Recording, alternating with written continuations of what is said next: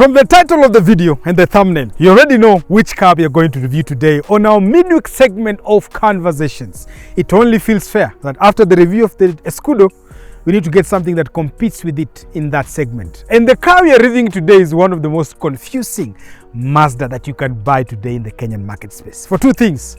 One, the classification of where it comes in. And number two is the price that we have on the car. And that is something that we need to demystify today on this review. Does the Mazda CX-30 really make a value proposition to buy in Kenya in the year 2025? Ama you should just buy the former CX-3 or the current CX-3, or maybe you should just buy the CX-5. Let's get into this epic and awesome review where we really get down to business on understanding whether this car is actually value for money.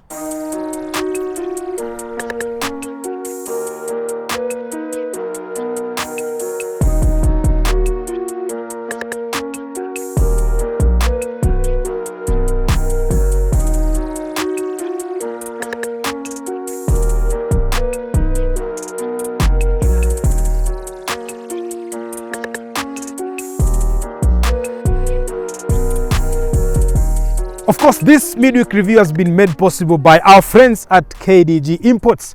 Ukienda pale opposite Prestige, you'll find this guy here smiling all the time. And when he sells your car or you get any car from them, he's promised two things. One, a proper discount kwa sababu yetu sisi kama Conversation. And number two, a full tank for you.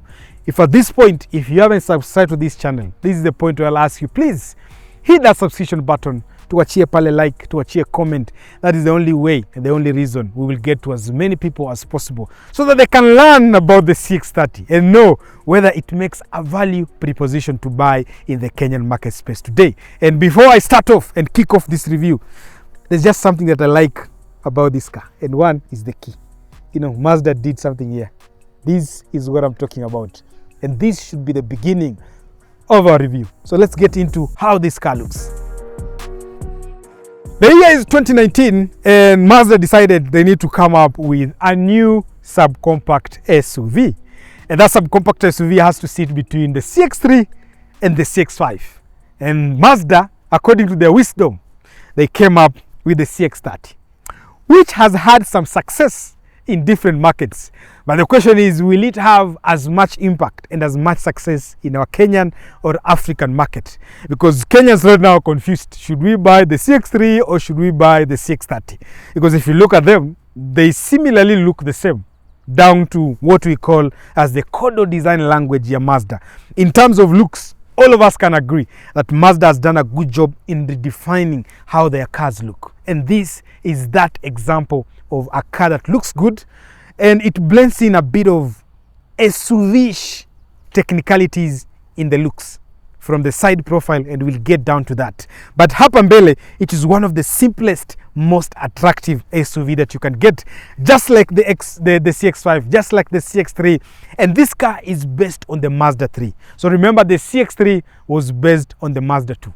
So when they came up with the Mazda 3, which I'll talk about the controversy on looks, especially at the rear, and where this car was made different to complement or to change or to correct the mistake that was done on the Mazda 3. This particular one, again, was based on that Mazda 3. So at the front here, it's everything that you will see on the Mazda 3, of course, with a bit of a utility version to it, down to the ground clearance. Talking about ground clearance, we are getting around 8 inches of ground clearance. Now, this is where you start departing from the Mazda 3, because the Mazda 3 is more of an on-road, easy entry point of a hatchback or sedan. But this one is for a person who is looking for that and more in terms of access, practicality on ground clearance, a bit of aggressive look, and capable AWD system. So those are part of the things that we are going to demystify about the Mazda CX-30. So upon looks to kofiti, okay? In terms of headlights, by the way, you'll find a set of two types of headlights.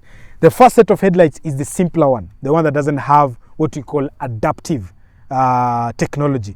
Adaptive technology is what I've told you. Ukikata kona, headlight inakata kona na wewe. And one thing about the adaptive headlights on the newer platform, on the CX-5, the Mazda CX-30, even the CX-3 and the Mazda 2 and Mazda 3, they are quite aggressive. Inamaanisha ukistia tu kona, iko na wewe. So they do a good job in terms of illumination, okay? So the one you get on this car, actually those ones. So these are adaptive.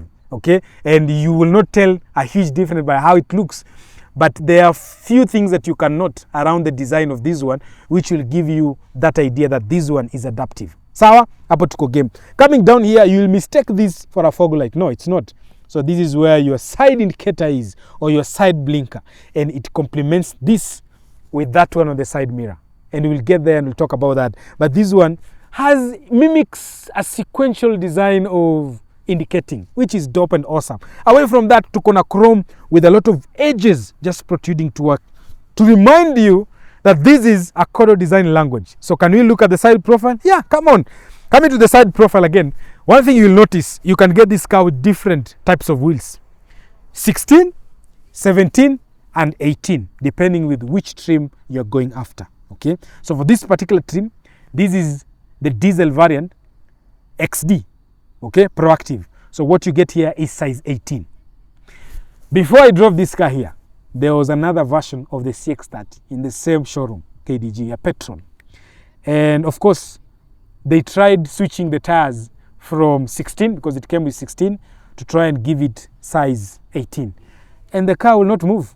Reason why is it has been calibrated to work with those tires. So before you switch your tires on the newer Mazdas, know that that is a thing. The speed sensors, you know, everything that has been set up with that car around the wheels has been tuned based with the size of the tires that you're running. So anytime you change, you have to go back to the computer and instruct it and say, I'm running a different set of tires, so allow me to drive, please. So that's what you get. Very nice alloys, okay, from Mazda. Unaweza pata hii na pia basic. There are those alloys that you get from Mazda which do not look like this, okay? So depending with the spec and the quality of the spec, these things will change. Disc at the front, disc at the rear. Nafikiri Mazda will not talk about how big the discs are and how huge the ports are. Let's just say we have disc and it works, right? But one thing that is unique against something like the CX-3 is now the design on the wheel arches. These plastic covers that are just covering the wheel arches. Now this one, again, we've said over and over again, you have that. It rolls all the way to the side of the body, paka nyuma, again on the rear wheels as well. And these ones are something that are things that you get on an SUV or a car that is mimicking SUV behaviors, and that is to protect you in case you decide to go to your off-road adventure. I like this type of color. This is a blue. This is a unique blue on Mazdas. You can get it on the CX-5. You can get it on the Atenza. You remember the Atenza we imported for our client? It had the same color, and I can tell you, ukiosha hii gari na upige polish, this car looks very nice. So the side indicator blinker complements this one. There's a small one here. Maybe I can just put it on so that I can show you how it works. There you go. See? It's not sequential, but it tries to work like a sequential one, right? And you can see the front as well. Very nice, amber in color, which is nice and easy. So let's get into the looks of the side profile. And this is where I want us to fight a little bit. So this car is based on the Mazda 3. Previously, we had the Mazda Xela, which is upon the platform that the CX-3 is also based on. Hapo muona kitu Mazda wamefanya. So one thing with the Mazda 3 that I hate is the design of this bit. It's like the engineers were hungry and they had not been paid well. So they decided to slap a huge mabati hapa with no curves. Ni mabati ingine imewekwa tu hapo. Imefunika hapa na ni flat. It looks hideous when you look from the side profile. And for me, that is something I don't appreciate about the Mazda 3. But because this was based on the Mazda 3, the actual thing I expected was they will do the same thing on this car. And the good thing is, engineers way, designers walikuwa wameshiba, walikuwa wamelipwa fiti. So they came with the egg game. So they redesigned this rear blending look and they made it now more attractive. Something that I really, really appreciate about the design of the CX-30. Now coming to the rear, again, they are going about the design with the flat curves. Flat curves, no aggressive. So you have an aggressive rear taillight, which is LED, but you have flat curves. They just blend in quite well to give you that appealing look that we are used to when you're buying the Mazda 3. Again, nothing much to talk about. Hapa chini is a plastic padding, which acts again to protect you if you go to adventure. And one thing I've heard about this plastic padding, this black one, is that over time it changes color. So inaanza kufade, inaanza kukua gray, okay?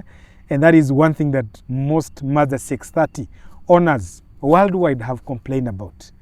Something that I know we Kenyans don't have a problem with that. But in case it happens to you, you can buy yourself some aftermarket products, something like True Black. You can wipe it there. It can bring back the black out of this plastic padding, which is dope, which is awesome. Sawa. Now you have parking sensors, both at the front and the rear, and you have dual exhaust. Sawa. And then now something else that you need to know away from the CX-30 badge, this is a Sky Active D.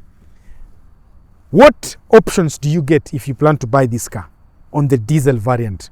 So this diesel, again, we'll talk about it when you get to the engine, but you can get 3 trims. So you get what we call the XD, you get the XDL. I think these are things that you guys are used to. And remember, the XD is the official trim. The XDL is an export trim that denotes that this car comes with what most guys on the market will say, eco fully loaded. So, and then there is what we call a black edition that comes with a lot of black badgings, black wheels. You know, it's called a true black edition, I think, something like that. So that you can get either on the XD or the XDL. Okay, just each trim will come with an extra black edition, which is dope and awesome. So you're planning to buy the diesel, those are the things you need to know. Let's talk about practicality. Electric tailgate, which is beautiful and awesome for this budget. And then something that you get, again, normal subcompact SUVs. We don't really have a lot of practical boot space. But I must confess that this one is among the worst in this segment. So you don't get a lot of practical boot space. The Scudo, the Vezel, ziko tu hapo zinawachana kidogo kidogo, but that is not something that you get as a huge advantage. Even though I want to confirm whether I can get a spare wheel hapo. Unaona hizi ni mizigo za production to make up, which is dope. And let me just confirm, do you get a spare wheel? And the answer is no, you don't get a spare wheel. But I reckon that this space can be able to give you an opportunity to do a spare wheel if you can remove this plastic padding. So unaona ukitoa hiyo, show them.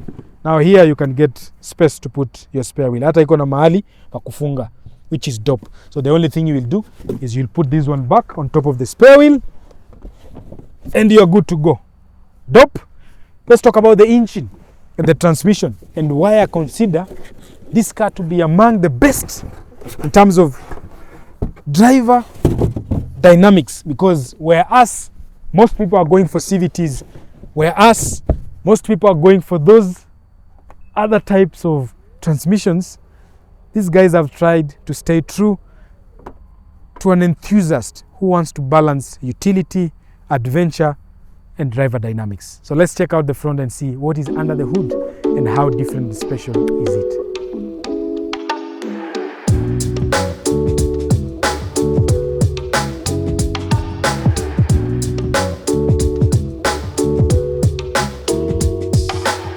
So what do you find under the hood of this particular CX-30?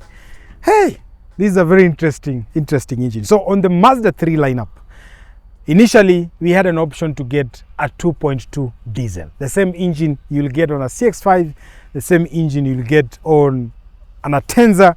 But now the newer versions from 2019, Mazda decided to do a bit of a different setup. So what do we get? We get a downgraded in terms of displacement. So we get a 1800cc turbocharged. Remember, the turbocharger is variable geometry. So it's very beautiful. It means you get a bit of reduced turbo lag because that turbo is able to behave in a certain way that reduces that. So what do you get in terms of power output? You get 116 HP and 270 Newton meters of torque. Najua mnasema hizo power zibra ni kidogo sana. But the reality is that power paired up to only 1,350 kgs. It makes this car something interesting to drive. Plus, if you couple that together with a fuel economy range of 18 to 20 kilometers on a liter, again, that is quite dope technology. And the big thing is, people have complained, and we've had it in the history of Mazda around their diesel engines. You guys are here and asking me, so exactly what do we do around DPF? What do we do around those emission shenanigans that we get on any diesel engine? So remember, I told you in the review of the Atenza, the 2019 Atenza, that Mazda was sued the US by consumers or people who bought Mazdas. And the reason they were sued, it was a class action. So it's because of the design of the DPFs. So what you have here is a more free-flowing DPF canister. Meaning, mambo ya kufanya DPF delete wachana nayo. What you get here is a free-flowing DPF canister. It means two things. Thing number one is kunywa mafuta fiti, fanya service on time, and make sure occasionally if you feel your DPF has clogged up, we just do DPF cleaning. You no longer do DPF delete on this one. So the clogging up will not work or will not happen as frequent as we used to have back in the days. So what other engine options do you get if you plan to buy the CX-30 from the Japanese market? Okay, one, you can get a 2-liter. Ile tumezoea, okay? But it has been redesigned, so it performs differently, it behaves differently. And that 2-liter can also come with a hybrid variant. So it's down to your choice. Number two, the most interesting one is you can get a 2500cc naturally aspirated Sky Active engine. Okay, ile pia tunajua inakuwa kwa Mazda CX-5, inakuanga kwa Tenza, that one you know. But again, that has got a bit of improvements from 2019. We've talked about improvements on this engine, both in the diesel variant and the petrol variant. Hapo tuko sawa, but this is where the most interesting. Now, this car becomes one of the most powerful in its class. Powerful from the JDM market, because I'm not counting GLA here. GLA and XC40, no. Hizo haziko. But in the JDM market, this is the most powerful if you get it with a 2500 turbocharged petrol engine paired to either 6-speed manual or a 6-speed automatic. And that engine is capable of giving you 250 HP if you run it on premium fuel. If you run it on regular fuel, 222 HP. This is something that you need to note with Mazda. So they are telling you, based with the type of fuel you're running, you can get different power outputs. Tuko sawa? Now, fuel premium, there's a difference between what an octane rating is and what a RON is. You guys need to know the difference. Octane is there to make sure that you don't get premature detonations in your engine. Inaitwanga protect against premature knock. Sawa? And when you're running premium fuel that has high octane, it means your engine ECU is able to detect that and produce or release the extreme power from the engine, because it knows in case something happens, you have the right octane rating to protect you against that. RON, research octane number. Hapo tuko sawa, and the additives that come with that high octane is what allows you to have better fuel economy by cleaning your engine, cleaning the internals of the valves, cleaning the injectors to give you very good fuel economy. What are the problems that you ought to get if you're going to buy this car? Of course, one of them is a DPF clog up if you don't do proper fuel. So that is something you need to know. Number two, and the problem that most people have complained, diesels have what we call oil dilution. So it happens more dominantly in all diesels. That's why ukienda kufanya service ya diesel, unapatanga the oil is black and dark. That is because of oil dilution. What is oil dilution?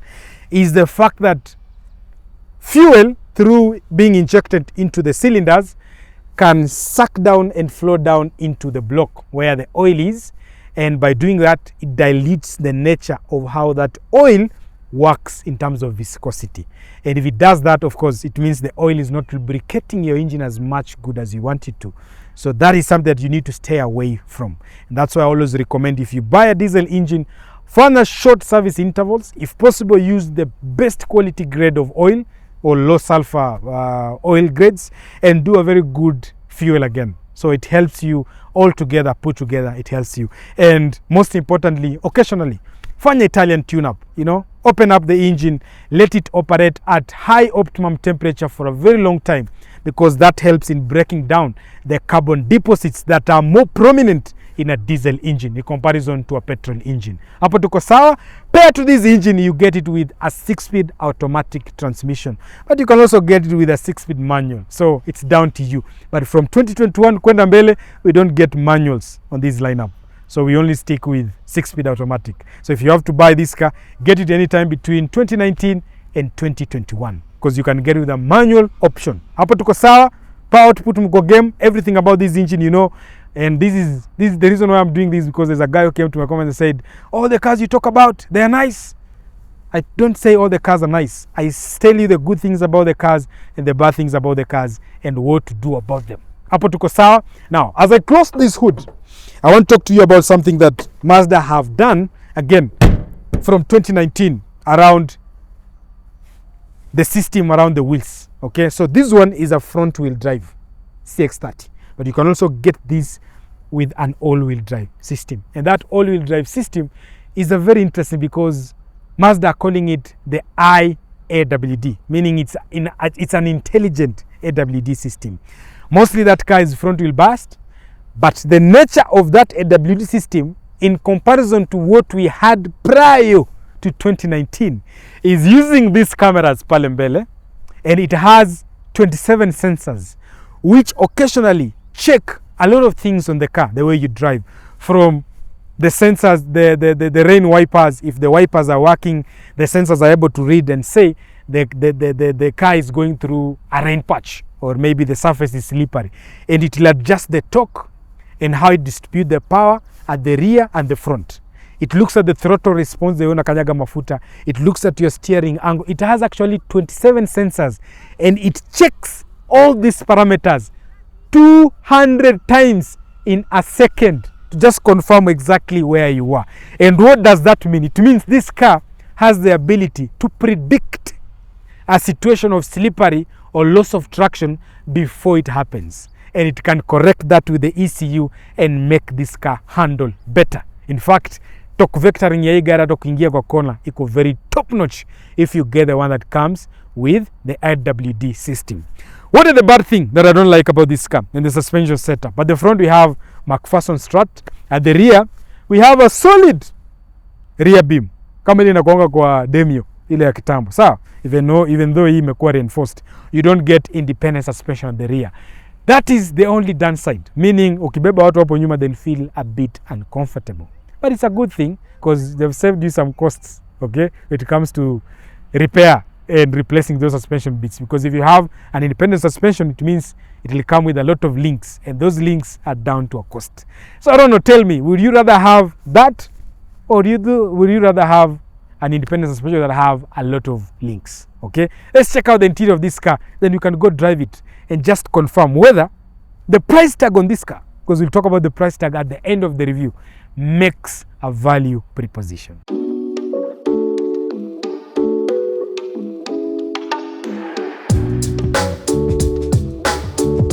Now, a huge upgrade on the CX-30. Now, this is setting it now away from the CX-3. In case you are considering a CX-3, okay, this is where things get a bit different. One thing that I've told you, again, these things will change based on the trim level that you get on this car. But on this one, of course, this looks like leather. No, they're not leather. These are cloth, but they're beige in color. But you can get this car with an XDL package, which comes with full leather in beige or in black. It is your choice. Or different colors, depending how it has been spec'd from the factory. But where the CX-30 now becomes a beast of its own is when it comes to the interior, because hapo unapata soft leather, my friend, soft leather. Hii ni plastic, leather iko hapa. Hii ni plastic. Inakaa ni kama imekuwa stitched but hakuna stitching. Hii ni factory embroidery ya plastic, so it looks like it has been stitched, okay?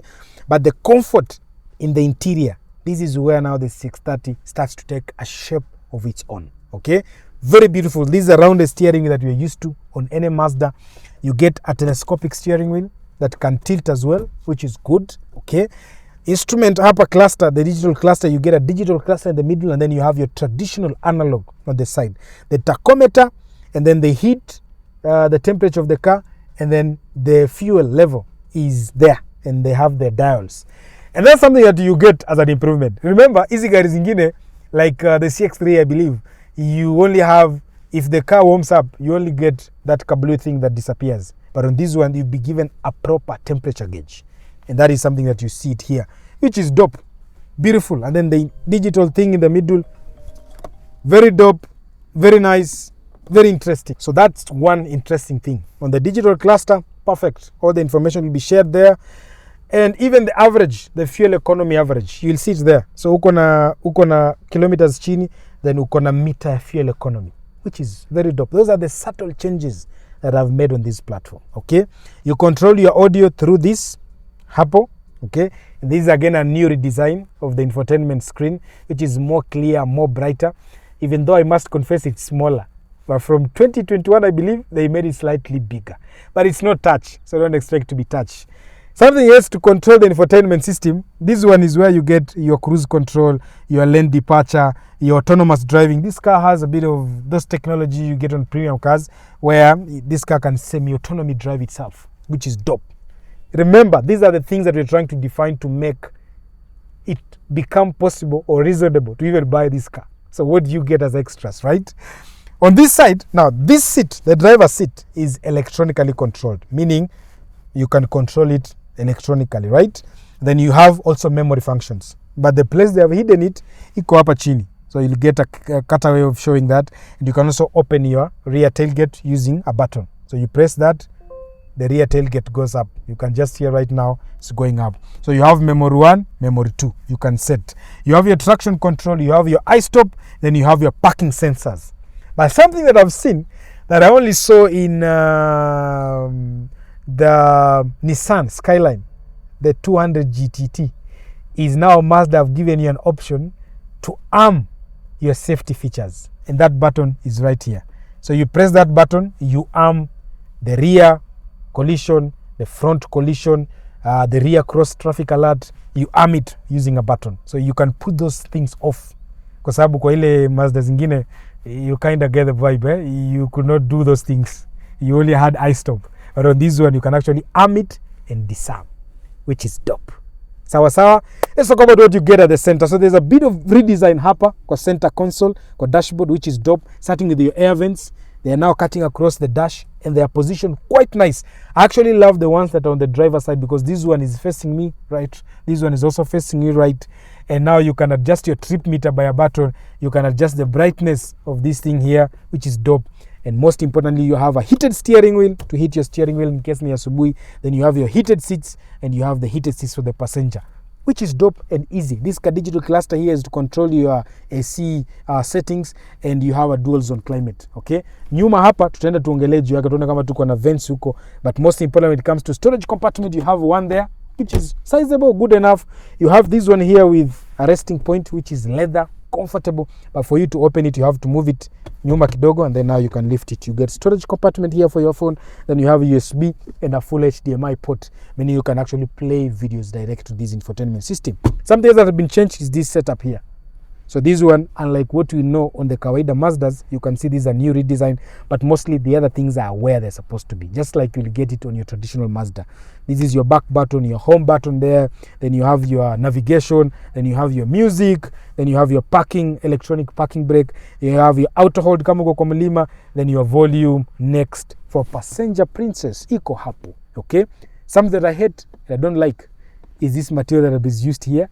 And the material that is on the plastic yenye iko kwa hii digital cluster stroke analog cluster, if you rub here with the kitambaa inakaanga mbaya. I believe Fabian or Karaoke, whoever is editing this video, will do a good job on showing you even how bad this one is. Okay, it shows those elements of being rubbed. And then this material here as well, this one pia ukifutafuta na kitambaa yenye iko rough, you know, you get to keep those scratches here, which is something that people have complained. Sawa sawa, but you get a good place to store your phones. And on the door bins, you'll see cutaways or beetles of that. You don't get a bottle holder, but you get a space that you can put some things there. But bottle holder kusimamisha hapo, no. There's an extra storage thing hapa, which I don't know why they put it here, but you guys will tell me if you want to use it. And then you have your full DVD player. You can also play videos using a DVD. Then you have your USB charging port hapo. Chonjo, let's check out the rear of this car. But the seats are quite awesome. They tuck you in quite well. They are huge. They look like bucket. Let's just say they did an upgrade on how this car feels in the interior. But let's check out the rear. Does it make a value proposition to buy a subcompact SUV? Does it become much better in comparison to the Scudo? Does it become better in comparison to the Vezel? Does it look much better or feel much better in comparison to even the XC40 or the GLA? Because this car, I believe, on the Japanese market, imekula hizo gari zote in terms of interior na build quality. So that's why I'm trying to mention even the European counterparts. Let's check out the second row of seats. So one reason why the CX-30 was designed is, and quote me on this, Mazda says it was actually targeting single people and people who are planning to start their family. So tunasema hili gari ilitargetiwa nyinyi itabidi muoe, okay? And the reason behind that is because the size and the way it is set up, you know, it is more friendly to those kind of people, right? So what do you get in case you are in that category? One, you get your ISOFIX points for this seat, another set of ISOFIX point for this seat as well, which means this car is family friendly. Comfort ya viti, very nice. I can tell you they feel very nice to your butt, very comfortable, very nice. Even though for a tall person we can agree hii legroom itakuwa compromise kidogo na hii headroom inaweza kuwa fiti, but for a very tall guy hapa mbele ita struggle unless this kit ama this seat is moved slightly ahead, and it means whoever is driving should be a bit shorter, okay? But if you get a tall guy there and a tall guy here, no, it won't work. But that is something that you get on the Vezel. It's the same thing you'll get on an XV. It's the same thing you'll get on most these subcompact SUVs. So hiyo tutoe, nafikiri hapo there is no much difference, even though this car is slightly bigger than the CX-3 and they promise us to have more legroom, but it's not significant, right? That is something you need to know. You have a drop down center armrest with the two cup holders, which is dope. These are normal things you get on a car and nothing else. You have a huge transmission tunnel that cuts across the front to the rear, and that means ule mtu hapa huyu msimbebe, tusidanganyane, huyu atembe, but akiwa mtoi they can do a better job, okay? Now if you come to the doors, the color that we have at the exterior has been complemented. There's a dual tone going on, so there's a cloth padding in the middle, and this cloth padding can change depending with the trim you're going. So it could be leather, could be cloth, depending with the material ya ndani ya gari. Then you have blue accents that complement the exterior color of this car. Beauty and awesome, okay? So let's drive this car and then come back and talk about value. Does this car make a value proposition for, wait for it, 3.4 million Kenya shillings?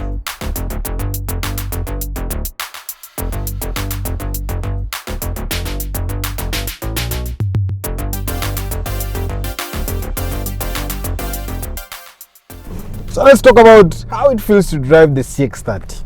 Hey, there are a few things that have been moved around in this car that just makes it a different breed of car. One of them being the cushioning, the sound cushioning. This car feels quite premium. The way they protect me from exterior noise. Scared. When you bring up the windows, just awesome. I think in this category, this is the only car can say it rivals the European versions, like the XC40, you know, the Mercedes-Benz GLA. This is the only one that I can say in terms of design and what it offers when you're driving this car. There is a closer range or feel to those ones. So, away from that, being a diesel 1.8, which is the new engine that Mazda are doing right now, it doesn't give you a lot of power, but you're getting around 114 HP and 270 Newton meters of torque. Now, those numbers look very small, but the torque that is in this car is awesome. It gets much better if you get a variant that comes with AWD, which again Mazda calls intelligent AWD, which is very dope. I know I've already talked to you about how that works, so let me not go into those details. But something you need to know that intelligent AWD drive system is quite awesome when you now couple it up with the diesel engine. And something else that is more superior now, that you'll enjoy hapa hivi, is the fact that all that power is down to a body size and a body weight that is quite manageable. So what are we talking about?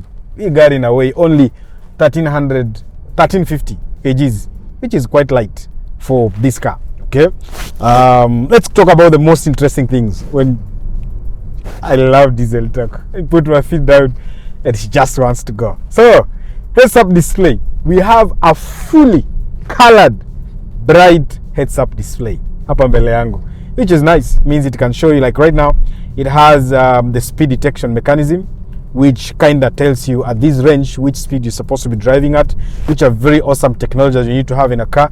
And then you have your speed there, and then all the sensors that work around you to protect you in case emergency braking and all that, pia itakuwa displayed up, which is dope. I also reckon that if you're running maps, navigation, you'll also get your maps displayed on the heads-up display, which is dope. So you don't need to be looking at the infotainment system or the screen when you're driving this car, because Mazda has already done that for you, and it's placed right before your eyes, which is dope. So in terms of fuel economy, because that is the most important thing, why would somebody buy this car? Okay, why would somebody buy this car? Of course, it's because of fuel economy and torque. So I've talked to you about the torque numbers. Let me talk to you about fuel economy. Now, comfortably, this car will give you 18 to 20 kilometers per liter. Okay, depending which trim of this car you're buying or you're driving. If you get the AWD system, dope handling, dope torque vectoring, look, it's one of the best car you can drive. It has the best feeling. Oh, those are your lane assist, lane tracing technologies, just beeping the way across the lane without indicating. But that's the fuel economy number, 18 to 20. Okay, if you get the AWD system, know that this car is front wheel biased. It only kicks in the rear when it projects. Remember, the AWD system on this one, the intelligent AWD system on this one, predetects that you're going to lose traction. It has a very awesome setup, and I know I've talked to you about that. So based with that, fuel economy numbers will vary kidogo kidogo hapa, sindio? The most important thing that you need to know about this car in terms of how it drives is it is superb in terms of ground clearance. So hauta katakata makono ukiingia kwa bumps. And something else, it's just a dope car. You get, it's a dope car. The suspension feel is good, especially at the front. At the rear, you have a torsion beam cutting across. It's not independent, which is kind of bummer. But I reckon if you're buying the ones that comes with the AWD system, no, you don't get a different. Still a torsion bar. So that is the only downside. So watu nyomeka pale nyuma, the suspension wheel might not be comfortable in comparison to the XC40, the GLA. But tukiongea juu hizi gari zingine za kawaida kama Vezel, sijui even a Scudo has independent suspension at the rear, which is quite dope. So I reckon that is the only maybe significant difference that you might feel when you're buying this car. 0 to 100, put my feet down. Mashallah, beautiful. 0 to 100. So depending again with which setup you're running with. This is a 10, 11, 0 to 100 type of car. This one is a front wheel drive, so I reckon this will be the slowest. So it will give me 11 thereabout. Again, remember these figures are determined by the temperatures, the time you're doing these, the wheel types or the tire types. You know, there are so many factors to consider here, but generally that's what you're getting. But this is not a car you're buying for 0 to 100, because 0 to 100, the petrol variants will be much superior, especially if you're buying the 2.5 turbo. That will be way much superior. But this one is a car you buy for panda milima na kuovertake watu kinungi na kuovertake watu. This is, you get more of power when it comes to overtaking. You can just do people like this, and you're way ahead of time. The only concern thing that you guys are wondering is, where does this car sit in terms of pricing? I can say officially from 2019, this is the official car that competes with the Vezel, competes with, you know, kama juu kungekuwa bado yuko, competes with the CHR, competes with the XC40, competes with the GLA, competes with the Scudo, competes with all this. Like, one of the most competitive segment is a subcompact SUV, and this car sits right in between. So this car sits between the CX-30 and the CX-5, and I can tell you in terms of looks and interior comfort, no, there is no better car. There is no better car in that category, unless you're going for the XC40 as well and the GLA. But when it comes to the Japanese market, bruh, there is no better car than this. So let's talk about value for money. How much will this car set you back, and does it make a value proposition for you to consider against all the other things, and where does it shine?